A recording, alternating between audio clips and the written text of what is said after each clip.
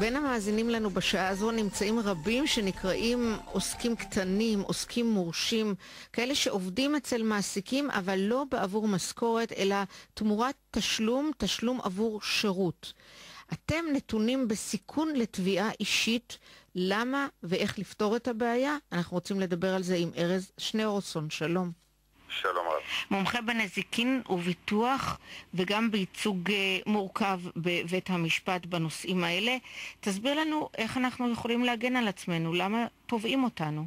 בעצם המעמד של אותם עוסקים שאת מדברת עליהם הוא מעמד שבשפה המשפטית נקרא קבלן משנה. הוא אחראי לענייניו, וכאשר הוא אינו מבוטח בביטוח אחריות מקצועית, הוא חשוף לתביעה, והוא חשוף בעצם לצורך לשלם את התביעה אם בית המשפט יחליט שצריך לחייב אותו. למרות שהוא פועל בשליחות ומטעם חברה?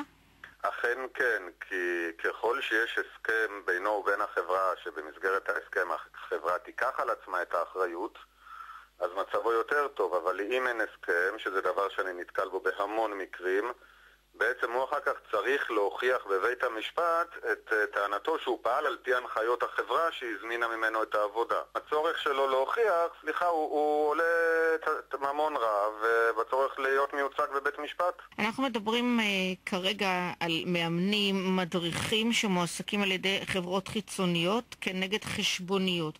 עכשיו, ברגע שהם מקבלים את החשבונית, אין בכך רבותא שבעצם עשו את הדברים בתיאום עם החברה על פי רצונה של החברה?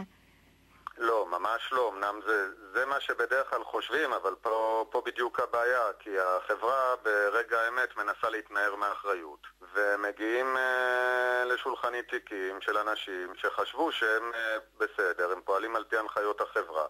מתברר שכאשר החברה נתבעת היא מחפשת על מי להטיל את האחריות. דרך אגב, לעתים הבעיה היא לא אצל החברה, אלא אותה חברה שפנתה לחברת הביטוח שביטחה אותה. עורך הדין של חברת הביטוח מבחינתו מחפש על מי להטיל את האחריות, והמדריך הוא הכתובת הראשונה.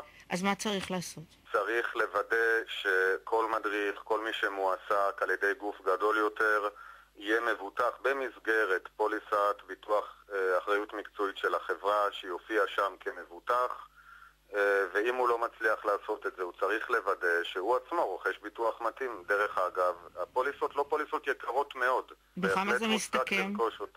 אני לא רוצה להיכנס לסכומים מדויקים, זה תפקיד כמובן של סוכני ביטוח, אבל מהדברים שאני מכיר מדובר בפרמיה שעלותה כמה אלפי ש"ח לשנה, שיכולה לתת כיסוי ל2 או 3 מיליון שקל, שזה כיסוי סביר בהחלט.